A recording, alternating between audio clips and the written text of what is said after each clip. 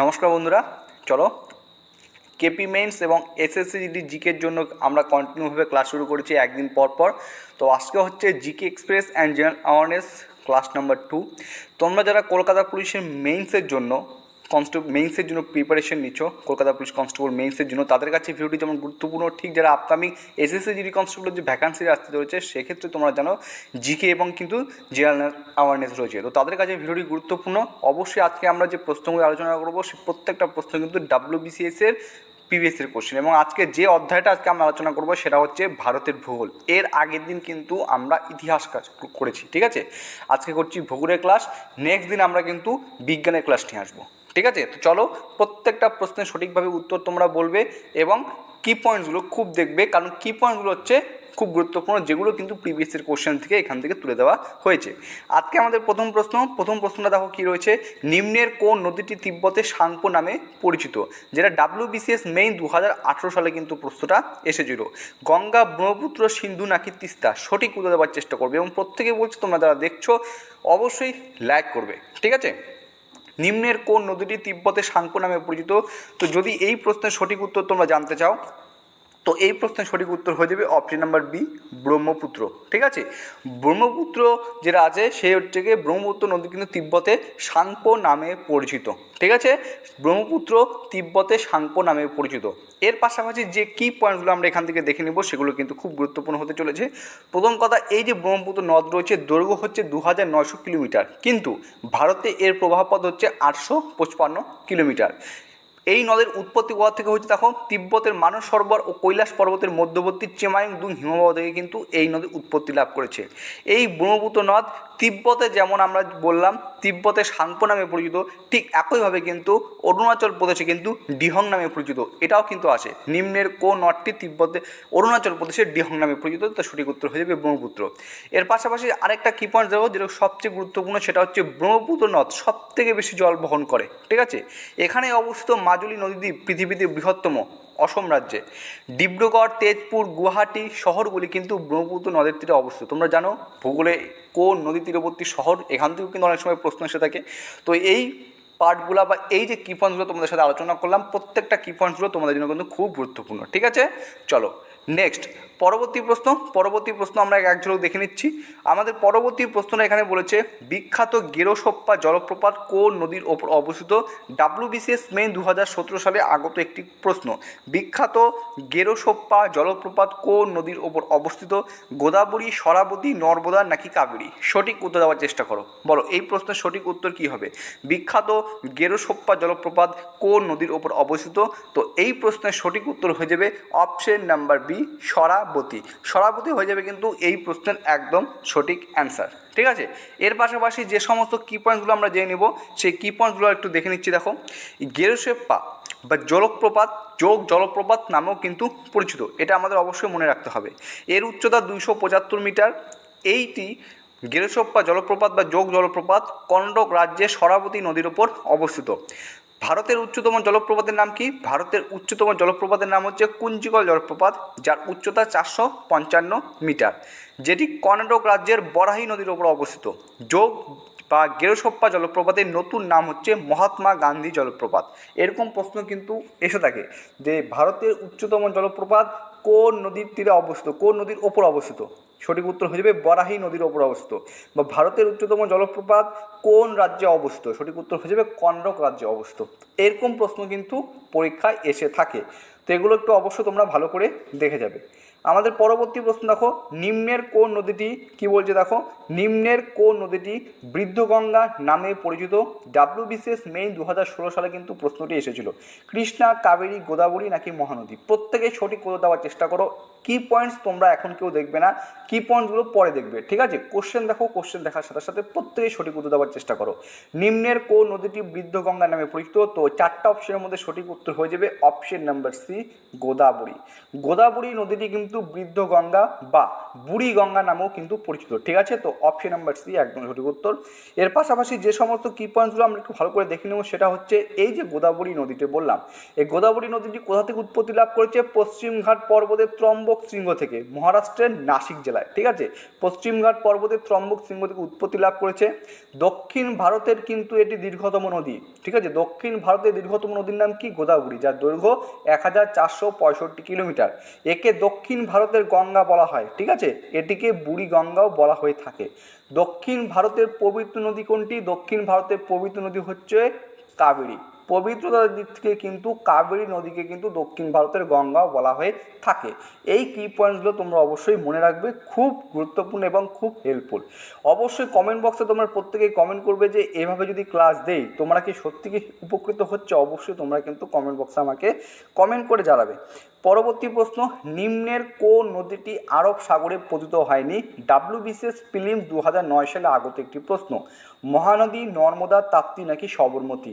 নিম্নের কোন নদীটি আরব সাগরে পতিত হয়নি? 4টা অপশন রয়েছে, সঠিক উত্তরটি তোমরা কমেন্ট বক্সে কমেন্ট করো, আমি তোমাদের দেখছি যে কে সঠিক উত্তর দিতে পারছো।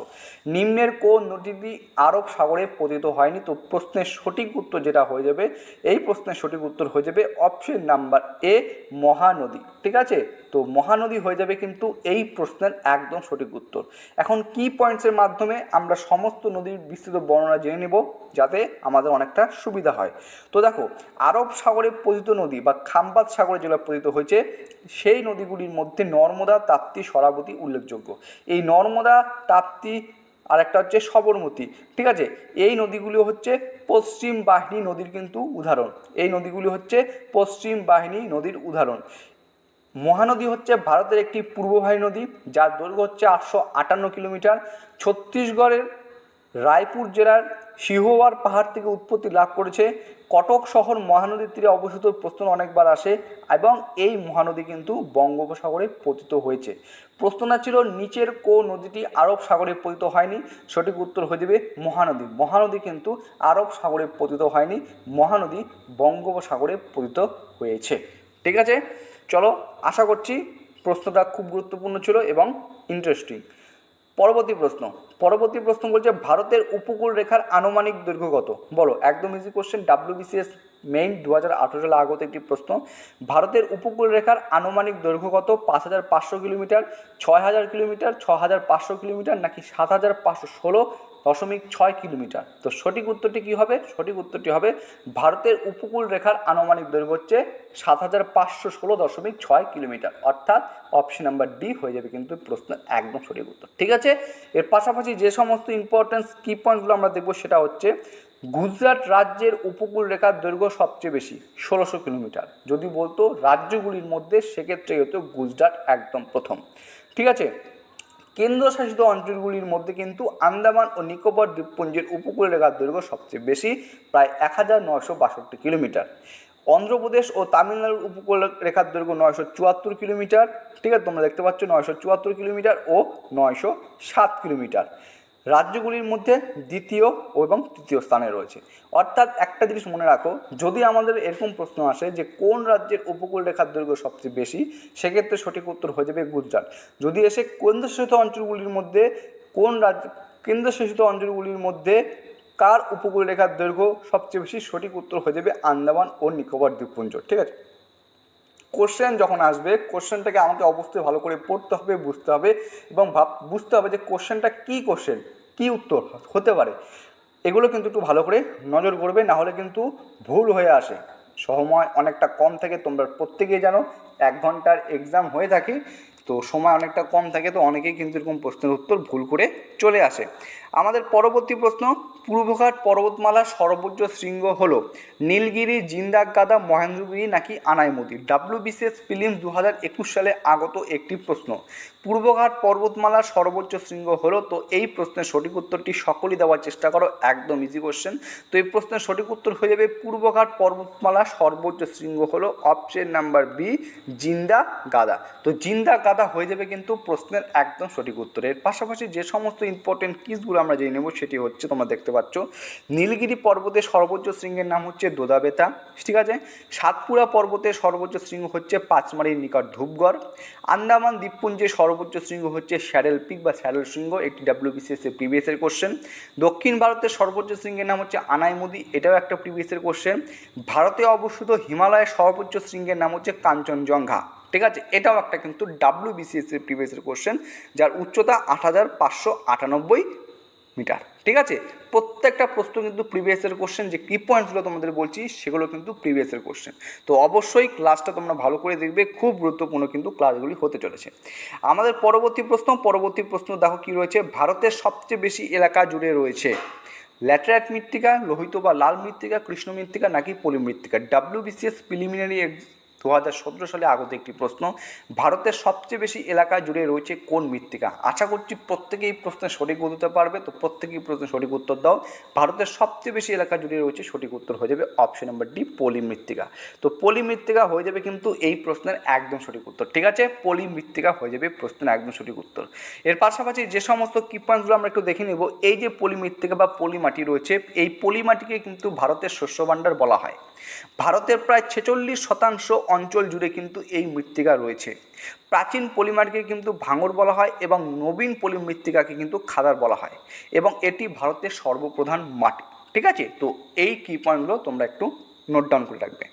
আমাদের পরবর্তী প্রশ্ন দেখো, প্রশ্ন নাম্বার 8 নম্বর প্রশ্নটা খুব গুরুত্বপূর্ণ হতে চলেছে তোমাদের জন্য। প্রশ্ন হচ্ছে চিপকো আন্ধ্র নিম্নলিখিত কিসের সাথে যুক্ত। SSC section officer audit exam 2008 সালে একটি আগত প্রশ্ন। চিপকো আন্ধ্র নিম্নলিখিত কিসের সাথে যুক্ত। বন্যপ্রাণী সংরক্ষণ, অরণ্য সংরক্ষণ, বৈজ্ঞানিক কৃষি পদ্ধতি নাকি অরণ্য নিধন। তো সঠিক উত্তরটি প্রত্যেকে দেওয়ার চেষ্টা করবে, একদম ইজি কোশ্চেন। চিপকো আন্ধ্র নিম্নলিখিত কিসের সাথে যুক্ত, তো প্রশ্নের সঠিক উত্তর হয়ে যাবে চিপকো আন্দোলন কিন্তু এই অরণ্য সংরক্ষণ, অর্থাৎ অপশন নাম্বার বি, অরণ্য সংরক্ষণের সাথে যুক্ত। অপশন নাম্বার বি হয়ে যাবে এই প্রশ্নের সঠিক উত্তর। এর পাশাপাশি যে সমস্ত কি পয়েন্টগুলো দেখবো, যে দুটা কি পয়েন্টসগুলো দুটাই কিন্তু প্রিভিয়াসের কোশ্চেন। এক নম্বর হচ্ছে নর্মদা বাঁচাও আন্দোলনের নেতৃত্ব কে দিয়েছিলেন, সঠিক উত্তর হয়ে যাবে মেধা পাটেকর। তোমরা জানো এটা কিন্তু একটা প্রিভিয়াসের কোশ্চেন। এর পাশাপাশি চিপকো আন্দোলনের নেতৃত্ব কে দিয়েছিলেন, তো চিপকো আন্দোলনের নেতৃত্ব দিয়েছিলেন সুন্দরলাল বহুগুণা, ঠিক আছে। এই যে দুটো বললাম কি পয়েন্টস খুব গুরুত্বপূর্ণ, এবং এই কি পয়েন্টসগুলো কিন্তু প্রিভিয়াসের কোশ্চেন থেকে সংগ্রহ করা। চলো নেক্সট প্রশ্ন, আমরা আমাদের নেক্সট প্রশ্ন দিকে আগাবো। প্রশ্ন নম্বর 9। প্রশ্ন নম্বর 9টা কী রয়েছে, নামধাপা জাতীয় উদ্যান কোন রাজ্যে অবস্থিত। জাতীয় উদ্যান থেকে তোমাদের জন্য একটা প্রিভিয়াসের কোশ্চেন নিয়ে এসেছি, SSC CPO sub inspector exam 2009 সালে আগত একটি প্রশ্ন। উত্তরাখণ্ড, মণিপুর, মিজোরাম নাকি অরুণাচল প্রদেশ। নামধাপা জাতীয় উদ্যান কোন রাজ্যে অবস্থিত, তো প্রত্যেকে আশা করছি প্রশ্নের সঠিক উত্তর দিতে পারবে। তো এই প্রশ্নের সঠিক উত্তর হয়ে যাবে নামধাপা জাতীয় উদ্যান কিন্তু অরুণাচল প্রদেশ, অর্থাৎ অপশন নাম্বার ডি হয়ে যাবে প্রশ্নের সঠিক উত্তর। অরুণাচল প্রদেশে কিন্তু অবস্থিত। এর পাশাপাশি কি পয়েন্টগুলো একটু দেখো, জিম করবেট নন্দাদেবী জাতীয় উদ্যান কিন্তু উত্তরাখণ্ড রাজ্যে অবস্থিত, যেগুলো কিন্তু একটা প্রিভিয়াসের কোশ্চেন। সেলিম আলী জাতীয় উদ্যান জম্মু ও কাশ্মীরে অবস্থিত, সেলিম আলী জাতীয় উদ্যান জম্মু কাশ্মীরে অবস্থিত। এবং কেইবুল লামজাও, তোমরা প্রত্যেকের নাম শুনেছ, একটা ভাসমান জাতীয় উদ্যান যেটি কিন্তু মণিপুর রাজ্যে অবস্থিত। এই প্রশ্নটাও কিন্তু প্রিভিয়াসের একটি কোশ্চেন। তো অবশ্যই কোশ্চেনগুলো তোমরা ভালো করে ফলো করবে। চলো আমাদের পরবর্তী প্রশ্ন নম্বর 10 থেকে কী রয়েছে, অপারেশন ফ্লাড কথাটি কিসের সঙ্গে যুক্ত। ডাব্লিউবিসিএস মেইন 2018 সালে আগত একটি প্রশ্ন। দুধ উৎপাদন, গম উৎপাদন, বন্যা নিয়ন্ত্রণ নাকি জল সংরক্ষণ। প্রত্যেকে সঠিক উত্তর দেওয়ার চেষ্টা করবে, ইজি কোশ্চেন রয়েছে। অপারেশন ফ্লাড কথাটি কিসের সঙ্গে যুক্ত, তো এই প্রশ্নের সঠিক উত্তর হয়ে যাবে অপারেশন ফ্লাড কথাটি কিন্তু দুধ উৎপাদন, অর্থাৎ অপশন নাম্বার এ দেখতে পাচ্ছ দুধ উৎপাদন, এইটা হয়ে যাবে একদম সঠিক উত্তর, ঠিক আছে। এবার আসি আমরা কি পয়েন্টস দেখো, অপারেশন ফ্লাড যেটা কিন্তু শ্বেত বিপ্লবের সঙ্গে সম্পর্কিত, ঠিক আছে। শ্বেত বিপ্লব দুধ উৎপাদন বৃদ্ধির জন্য যেটা প্রশ্নটা করেছিলাম, অপারেশন ফ্লাড কথাটি কিসের সঙ্গে যুক্ত, সঠিক উত্তর হয়ে যাবে দুধ উৎপাদন। সবুজ বিপ্লব তোমরা প্রত্যেকে জানো, খাদ্যশস্য সর্বাধিক কার্যকরী হয় গমের ক্ষেত্রে, এটাও একটা প্রিভিয়াসের কোশ্চেন তোমরা জানো। এছাড়া পাশাপাশি ব্লু রেভলিউশন মানে নীল বিপ্লব কিসের সঙ্গে যুক্ত, মাছ উৎপাদনের সঙ্গে যুক্ত। সিলভার রেভলিউশন মানে হচ্ছে রূপালী বিপ্লব যেটা ডিমের উৎপাদনের সঙ্গে যুক্ত, এবং ব্ল্যাক রেভলিউশন বা কালো বিপ্লব যেটা আছে সেটা কিন্তু খনিজ তেলের সঙ্গে সম্পর্কিত। তো এই প্রশ্নগুলো কিন্তু অনেক সময় তোমাদের পরীক্ষায় এসে থাকে, ঠিক আছে। চলো নেক্সট প্রশ্ন নাম্বার 11, খুব গুরুত্বপূর্ণ একটা প্রশ্ন, প্রত্যেকেই সঠিক উত্তর দিবে। সবুজ বিপ্লব প্রথম কোথায় ঘটেছিল, ডাব্লিউবিসিএস প্রিলিমস 2013 সালে আগত একটি প্রশ্ন। কোন রাজ্যে প্রথম সবুজ বিপ্লব ঘটেছিল, পাঞ্জাব ও হরিয়ানা, বিহার ও পশ্চিমবঙ্গ, অন্ধ্রপ্রদেশ ও তামিলনাড়ু, গুজরাট ও মহারাষ্ট্র, ঠিক আছে। দুটি করে রাজ্যের নাম আছে, তো বেস্ট কোনটা এক্ষেত্রে সঠিক উত্তর হবে। সবুজ বিপ্লব প্রথম কোথায় ঘটেছিল, তো চারটা অপশনের মধ্যে সঠিক উত্তর হয়ে যাবে সবুজ বিপ্লব কিন্তু প্রথম পাঞ্জাব ও হরিয়ানা, অর্থাৎ অপশন নাম্বার এ পাঞ্জাব ও হরিয়ানায় ঘটেছিল। অপশন নাম্বার এ হয়ে যাবে কিন্তু এই প্রশ্নের একদম সঠিক উত্তর। এর পাশাপাশি যে সমস্ত কি পয়েন্টগুলো আমরা একটু দেখে নিব সেটা হচ্ছে এই যে সবুজ বিপ্লব শব্দটি প্রথম ব্যবহার করেন ডাক্তার উইলিয়াম গার্ড, প্রথম ব্যবহার করেন বলছে সবুজ বিপ্লব কথাটি প্রথম ব্যবহার করেন ডাক্তার উইলিয়াম গার্ড। সবুজ বিপ্লবের জনক কাকে বলা হয়, প্রত্যেকের জন্য নরম্যান বোরলগকে কিন্তু সবুজ বিপ্লবের জনক বলা হয়। ভারতের সবুজ বিপ্লবের জনক কাকে বলা হয়, ভারতের সবুজ বিপ্লবের জনক বলা হয় ডাক্তার এম.এস. স্বামীনাথনকে, ঠিক আছে। আর সবুজ বিপ্লব শুরু হয় কিন্তু 1966 সালে। চলো পরবর্তী প্রশ্ন, আমরা এখন পরবর্তী প্রশ্নের দিকে এগোবো। আমাদের পরবর্তী প্রশ্ন নাম্বার 12। প্রশ্ন নাম্বার 12 বলছে ভারতে যে পদ্ধতিতে জলসেচ সর্বাধিক হয়, অর্থাৎ ভারতে কোন পদ্ধতিতে জলসেচ সর্বাধিক হয়ে থাকে। এসএসসি সেকশন অফিসে 2008 সালে আগত একটি প্রশ্ন। জলাশয়, খাল, কূপ ও নলকূপ নাকি অন্যান্য, বলো সঠিক উত্তর দেওয়ার চেষ্টা করো। ভারতে যে পদ্ধতিতে জলসেচ সর্বাধিক হয়, তো এই চারটা অপশনের মধ্যে সঠিক উত্তর হয়ে যাবে অপশন নাম্বার সি কূপ ও নলকূপ। কূপ ও নলকূপের মাধ্যমে কিন্তু ভারতে জলসেচটা সর্বাধিক হয়। কত শতাংশ এটা আমরা দেখে নেব। দেখো ভারতে 3 প্রকার জলসেচ পদ্ধতি প্রচলিত আছে। ভারতে মোট সেচবিত অঞ্চলের প্রায় 55.68% কূপ ও নলকূপের সাহায্যে কিন্তু জলসেচ করা হয়। ভারতের মোট সেচবিত এলাকার 11.28% জমিতে জলাশয়ের মাধ্যমে কিন্তু জলসেচ করা হয়। ভারতের মোট জলসেচের প্রায় 32.04% খালের মাধ্যমে করা হয়। তো সর্বাধিক যে পদ্ধতিতে ভারতের জলসেচ হয় সেটা হচ্ছে কূপ ও নলকূপ, এটা হয়ে যাবে একদম সঠিক উত্তর, ঠিক আছে। চলো আমাদের পরবর্তী প্রশ্ন নাম্বার 13টি সবাই একটু লক্ষ্য করো। প্রশ্ন নাম্বার 13তে কী প্রশ্ন বলেছে, ভারতের কয়লা সঞ্চয়ের প্রায় 80% অবস্থান করেছে কোথায়, দামোদর উপত্যকায়, সোন উপত্যকায়, মহানদী উপত্যকায় নাকি গোদাবরী উপত্যকায়। WBCS প্রিলিমিনারি এক্সাম 2019 সালে আগত একটি প্রশ্ন। ভারতের কয়লা সঞ্চয়ের প্রায় 80% অবস্থান করেছে কোন উপত্যকায়। তো চারটা অপশন রয়েছে, তো এই চারটা অপশনের মধ্যে সঠিক উত্তর হয়ে যাবে ভারতের কয়লা সঞ্চয়ের প্রায় 80% অবস্থান করেছে কিন্তু দামোদর উপত্যকায়, অর্থাৎ অপশন নাম্বার এ দামোদর উপত্যকা হয়ে যাবে প্রশ্নের সঠিক উত্তর। এর পাশাপাশি যে সমস্ত কি পয়েন্টগুলো আমরা একটু জেনে নেব সেটা হচ্ছে ভারতে মধ্যম শ্রেণীর কয়লা বিটুমিনাস কিন্তু সবচেয়ে বেশি পরিমাণে পাওয়া যায়, ঠিক আছে। এইটা কিন্তু খুব গুরুত্বপূর্ণ যে ভারতে কোন কয়লা সবচেয়ে বেশি পরিমাণ পাওয়া যায়, সেটা হচ্ছে বিটুমিনাস, ঠিক আছে। কয়লাকে কিন্তু কালো হিরে বলা হয়, তোমরা প্রত্যেকেই জানো। আর সবচেয়ে উন্নত মানের কয়লা হচ্ছে অ্যান্থ্রাসাইট। এই কয়লাতে কার্বনের পরিমাণ সবচেয়ে বেশি থাকে, প্রায় 90%-এর কাছাকাছি। ব্রাউন কোল বা বাদামি কয়লা কোন কয়লাকে বলা হয়, লিগন্যাইট। লিগন্যাইটকে কিন্তু ব্রাউন কোল বলা হয়ে থাকে। তো কি পয়েন্টসগুলো খুব গুরুত্বপূর্ণ। আশা করছি একটা প্রশ্নের পাশাপাশি তোমরা কিন্তু 3-4টি কোশ্চেন এখান থেকে পেয়ে যাচ্ছ। আমাদের পরবর্তী প্রশ্ন নম্বর 14 আমরা দেখবো এখানে কী প্রশ্ন রয়েছে। দেখো প্রশ্ন রয়েছে নিচের কোন শহরটি দক্ষিণ ভারতের ম্যানচেস্টার নামে পরিচিত। WBCS মেইন 2017 সালে আগত একটি প্রশ্ন। সোলাপুর, কোয়েম্বাটুর, চেন্নাই নাকি মাদুরাই। নিচের কোন শহরটি দক্ষিণ ভারতের ম্যানচেস্টার নামে পরিচিত, সঠিক উত্তর দেওয়ার চেষ্টা করো। আমি এখানে কি পয়েন্টসগুলো আলোচনা করছি খুব গুরুত্বপূর্ণ। আমি আবারও বলছি, তোমরা যদি রেগুলার এভাবে ক্লাস পেতে চাও অবশ্যই কমেন্ট বক্সে আমাকে কিন্তু কমেন্ট করে জানাবে। তো প্রশ্নের সঠিক উত্তর হয়ে যাবে দক্ষিণ ভারতের ম্যানচেস্টার বলা হয় অপশন নাম্বার বি কোয়েম্বাটুর। কোয়েম্বাটুরকে কিন্তু দক্ষিণ ভারতের ম্যানচেস্টার বলা হয়। যদি প্রশ্ন আসতো শুধুমাত্র ভারতের ম্যানচেস্টার কাকে বলে, ভারতের ম্যানচেস্টার বলা হয় আহমেদাবাদকে, উত্তর ভারতের ম্যানচেস্টার বলা হয় কানপুরকে, ভারতের ডেট্রয়েট কাকে বলা হয় চেন্নাইকে, এবং ভারতের রুর কাকে বলা হয় দুর্গাপুরকে, ঠিক আছে। এবং এই চারটা কোশ্চেন যে কী পয়েন্ট আলোচনা করলাম, এই চারটা কোশ্চেন কিন্তু প্রিভিয়াসের কোশ্চেন, কোনো না কোনো পরীক্ষায় কিন্তু চারটা প্রশ্ন এসেছে। তো অবশ্যই সেশনটি লাইক করবে, কমেন্ট বক্সে কমেন্ট করে দেখবে যে অবশ্যই দাদা আমরা রেগুলার ক্লাস চাই, ঠিক আছে। চলো নেক্সট পরবর্তী প্রশ্ন নাম্বার রয়েছে আমাদের 15। বলো বোকারো লৌহ ইস্পাত কারখানা কোন দেশের যৌথ উদ্যোগে স্থাপিত হয়েছিল বা স্থাপিত হয়। আমেরিকা, ব্রিটেন, ফ্রান্স নাকি সোভিয়েত ইউনিয়ন। বোকারো লৌহ ইস্পাত কারখানা কোন দেশের যৌথ উদ্যোগে স্থাপিত। WBCS প্রিলিম 2014 সালে আগত একটি প্রশ্ন। তো চারটা অপশনের মধ্যে সঠিক উত্তরই তোমরা প্রত্যেকে দেওয়ার চেষ্টা করবে। তো এই প্রশ্নের সঠিক উত্তর হয়ে যাবে বোকারো লৌহ ইস্পাত কারখানা কিন্তু পূর্বতন সোভিয়েত ইউনিয়ন, ঠিক আছে। অপশন নাম্বার ডি একদম সঠিক উত্তর হয়ে যাবে বোকারো লৌহ ইস্পাত কারখানা সোভিয়েত ইউনিয়ন দেশের যৌথ উদ্যোগে স্থাপিত। এবার আমরা ডিটেলসে আলোচনা করছি। দেখো কি পয়েন্টগুলো কিন্তু খুব গুরুত্বপূর্ণ। ঝাড়খণ্ডের বোকারোতে দামোদর ও বোকারো নদীর মিলনস্থলে পূর্বোত্তর সোভিয়েত ইউনিয়নের সহযোগিতায় 1964 সালে স্থাপিত হয়, ঠিক আছে, এই বোকারো লৌহ ইস্পাত কারখানা। এটি উৎপাদন ক্ষমতায় ভারতের বৃহত্তম এবং প্রকৃত উৎপাদনে ভিলাইয়ের পর দ্বিতীয় বৃহত্তম লৌহ ইস্পাত কেন্দ্র। TISCO, tata iron and steel company তোমরা জানো সুবর্ণরেখা নদীর তীরে কিন্তু গড়ে উঠেছে, এবং এটাও কিন্তু একটা প্রিভিয়াসের কোশ্চেন যে রৌরকেল্লা লৌহ ইস্পাত কারখানা কোন নদীর তীরে গড়ে উঠেছে। রৌরকেল্লা লৌহ ইস্পাত কারখানা কিন্তু ব্রাহ্মণী নদীর তীরে গড়ে উঠেছে।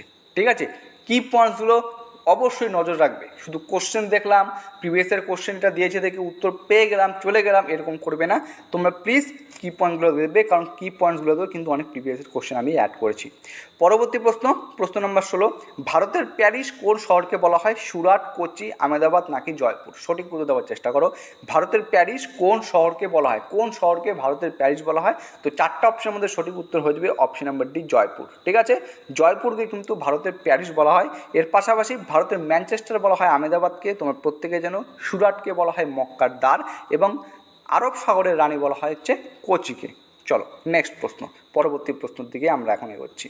পরবর্তী প্রশ্ন নম্বর 17, পশ্চিমবঙ্গের সর্বোচ্চ শৃঙ্গ কোনটি? সঠিক উত্তর দেওয়ার চেষ্টা করবে। পশ্চিমবঙ্গের সর্বোচ্চ শৃঙ্গ কোনটি? WBCS মেইন 2014 সালে আগত একটি প্রশ্ন। ফালুট, সবরগ্রাম, টাংলু নাকি সান্দাকফু? বলো পশ্চিমবঙ্গের সর্বোচ্চ শৃঙ্গ কোনটি? তো দেখো পশ্চিমবঙ্গের সর্বোচ্চ শৃঙ্গ আশা করছি প্রত্যেকেই সঠিক উত্তর পারবে। সঠিক উত্তর হয়ে যাবে হচ্ছে সান্দাকফু। সান্দাকফু হচ্ছে পশ্চিমবঙ্গের সর্বোচ্চ শৃঙ্গ, যার উচ্চতা 3636 মিটার। পশ্চিমবঙ্গের দ্বিতীয় সর্বোচ্চ শৃঙ্গের নাম হচ্ছে ফালুট, যেটা অপশন নাম্বার এতে রয়েছে, যার উচ্চতা 3595 মিটার। অযোধ্যা পাহাড়ের সর্বোচ্চ শৃঙ্গের নাম হচ্ছে গোর্গাবুরু, আর পশ্চিমবঙ্গের মালভূমির সর্বোচ্চ শৃঙ্গের নাম হচ্ছে গোর্গাবুরু। এইগুলো কিন্তু অবশ্যই তোমরা নোট ডাউন করে রাখবে। ঠিক আছে, আমাদের পরবর্তী প্রশ্ন নম্বর 18 প্রত্যেকে দেখো কি রয়েছে। দামোদর নদীর উৎপত্তি কোথায়? WBCS ফিল্ম 2014 সালে আগত একটি প্রশ্ন। দামোদর নদীর উৎপত্তি কোথায়? রাজমহল মালভূমি, পূর্বঘাট হিমালয় নাকি ছোটনাগপুর মালভূমি? তো সঠিক উত্তরটি প্রত্যেকে দেওয়ার চেষ্টা করো। দামোদর নদীর উৎপত্তি কোথায়? তো সঠিক উত্তর হয়ে যাবে দামোদর নদীর উৎপত্তি হচ্ছে অপশন নাম্বার ডি, ছোটনাগপুর মালভূমি। ছোটনাগপুর মালভূমিতে কিন্তু দামোদর নদী উৎপত্তি লাভ করেছে। এর পাশাপাশি এই যে দামোদর নদী বললাম, এটা হচ্ছে পশ্চিমবঙ্গের মালভূমি অঞ্চলের কিন্তু একটি নদী, যার দৈর্ঘ্য হচ্ছে 541 কিলোমিটার। এর পতনস্থল হচ্ছে হুগলি নদী। এর উপনদী হচ্ছে বরাকর, কোনার, বোকারো, আয়ার। তোমরা এই প্রশ্নটা জানো, এইটা WBCS এর প্রিভিয়াস কোশ্চেন যে বরাকর কোন নদীর একটি উপনদী? সঠিক উত্তর হয়ে যাবে দামোদর। পশ্চিমবঙ্গের দুঃখ কোন নদীকে বলা হয়? এটাও একটা প্রিভিয়াস কোশ্চেন। দামোদর নদীকে কিন্তু পশ্চিমবঙ্গের দক্ষিণ নদী বলা হয় থাকে, এবং এখানে দ্বিতীয় দীর্ঘতম ডিবিসি, যেটা 1948 সালে কিন্তু গড়ে উঠেছে। ঠিক আছে, এই পয়েন্টগুলো তোমরা কিন্তু অবশ্যই নোট ডাউন করে রাখবে। আমাদের পরবর্তী প্রশ্ন নাম্বার 19, দেখো কি প্রশ্ন রয়েছে। ভারতের প্রথম জিআই ট্যাগপ্রাপ্ত পদার্থ হলো এলাচ, বাসমতি চাল, দার্জিলিং চা নাকি গোবিন্দভোগ চাল? WBCS ফিল্ম 2020 সালে আগত একটি প্রশ্ন। ভারতের প্রথম জিআই ট্যাগপ্রাপ্ত পদার্থ কোনটি? তো চারটা অপশনের মধ্যে সঠিক উত্তর দেওয়ার চেষ্টা করো। বলো এই প্রশ্নের সঠিক উত্তর কী হবে? ভারতের প্রথম জিআই ট্যাগপ্রাপ্ত পদার্থ হলো, তো সঠিক উত্তর হয়ে যাবে অপশন নাম্বার সি, দার্জিলিং চা। তো দার্জিলিং চা হয়ে যাবে কিন্তু এই প্রশ্নের একদম সঠিক উত্তর। ঠিক আছে, আমাদের শেষ প্রশ্ন নাম্বার 20। প্রশ্ন নম্বর 20টাকে শেষ করার কথাকে বলছি। এই যে প্রশ্ন নম্বর 20 তোমাদের আমি বলছি, এটা কিন্তু অবশ্যই তোমরা কমেন্ট বক্সে উত্তর করে জানাবে। এই প্রশ্নের উত্তরটা কিন্তু আমি জানাবো না। এর আগের দিন ইতিহাস ক্লাস তোমাদের নিয়েছিলাম, একটা লাস্ট কোশ্চেন ছিল ভারতের নাট্যাঙ্গ কাকে বলা হয়? কমেন্ট বক্সে কিন্তু পিন করে দিয়েছি, উত্তর করে দিয়েছি। ঠিক এইটারও যে উত্তর, সঠিক উত্তর আমি কিন্তু সেই কমেন্ট বক্সে তোমাদের পিন করে দেবো। ঠিক আছে, সিঙ্গালীলা ন্যাশনাল পার্ক পশ্চিমবঙ্গের কোথায় অবস্থিত? WBCS ফিল্ম 2016 সালে আগত একটি প্রশ্ন। আলিপুরদুয়ার, কোচবিহার, দার্জিলিং নাকি উত্তর দিনাজপুর? সিঙ্গালীলা ন্যাশনাল পার্ক পশ্চিমবঙ্গের কোথায় অবস্থিত? অবশ্যই তোমরা যারা ভিডিওটি দেখেছো শেষ পর্যন্ত প্রত্যেকে আজ রিকোয়েস্ট করছি অবশ্যই এটা কিন্তু আমাকে উত্তরটা কমেন্ট বক্সের মাধ্যমে তোমাদের সামনে তুলে ধরবে। চলো আজকের ভিডিওটি এতটুকুই ছিল। গুরুত্বপূর্ণ WBCS থেকে কিন্তু 20টি প্রশ্ন তোমাদের সামনে নিয়ে এসেছি, এর পাশাপাশি কি পয়েন্টসগুলো কিন্তু নিয়ে এসেছি। আমি যদি প্রত্যেকটা কি পয়েন্টসগুলোকে একটা করে কোশ্চেন করি, তাহলে আমি তোমাদের নিশ্চিত সহকারে বলছি 50 না 60 থেকে 70টা কোশ্চেন কিন্তু একটা ভিডিওর মাধ্যমে সলভ হয়ে গেছে। ঠিক আছে, তো এগুলো আমাদের জানতে হবে। একটা প্রশ্নের পাশাপাশি একটা প্রশ্ন যখন আমরা পড়ছি, এই একটা প্রশ্নের পাশাপাশি আমাদের আরও 3 থেকে 4টা কোশ্চেন আমরা আলোচনা করছি, এবং যে 3 থেকে 4টা কোশ্চেন আলোচনা করছি প্রত্যেকটা কোশ্চেন ইম্পর্টেন্ট এবং কিন্তু প্রিভিয়াসের কোশ্চেন। অবশ্যই সেজনটি লাইক করবে, শেয়ার করবে। কেমন লাগলো অবশ্যই কমেন্ট বক্সে কমেন্ট করে জানাবে। কখনো ভাববে না যে দাদা তুমি আমাদের মাত্র 20টা করে কোশ্চেন করছো। তো দেখো তোমরা যারা দেখছো এখানে 20টা করে কোশ্চেন নয়, দেখে মনে হচ্ছে সত্যিকারে 20টা কোশ্চেন করাচ্ছে, কিন্তু কি পয়েন্টসের মাধ্যমে যদি আমি যোগ করি তো প্রচুর কোশ্চেন 60+ কোশ্চেন কিন্তু তোমাদের একটা ভিডিওর মাধ্যমে সলভ হয়ে যাচ্ছে। চলো নেক্সট টপিক আমি ক্লাস নিয়ে আসবো সোমবার। এখন আমি তোমাদের একদিন পর পর করে ক্লাস দেবো, ঠিক আছে? সোমবার দেবো এবং সোমবার তোমাদের কিন্তু বিজ্ঞানের ওপর থেকে WBCS এর বাছাই করা 20টি গুরুত্বপূর্ণ প্রশ্ন উইথ কি পয়েন্টস আসবে। তারপরের দিন আমি ইকোনমিক্স নিয়ে আসবো, তারপরের দিন আমি সংবিধান নিয়ে আসবো, তারপরের দিন আমি স্ট্র্যাটেজিকে নিয়ে আসবো, তারপরের দিন আমি কারেন্ট অ্যাফেয়ার্স নিয়ে আসবো। এভাবে তোমাদের ক্লাসগুলো করবো এবং যখন আমরা দেখবো যে হ্যাঁ আমাদের রেজাল্ট প্রকাশিত হয়ে গেছে, PMT মাঠের তারিখ আমরা পেয়ে গেছি, তখন থেকে কিন্তু আমরা প্রত্যেক দিন ক্লাস করার চেষ্টা করবো, ঠিক আছে? চলো আজকে এই ভিডিওটি এখানে শেষ করছি। তোমরা সবাই সুস্থ থাকবে, ভালো থাকবে, জয় হিন্দ।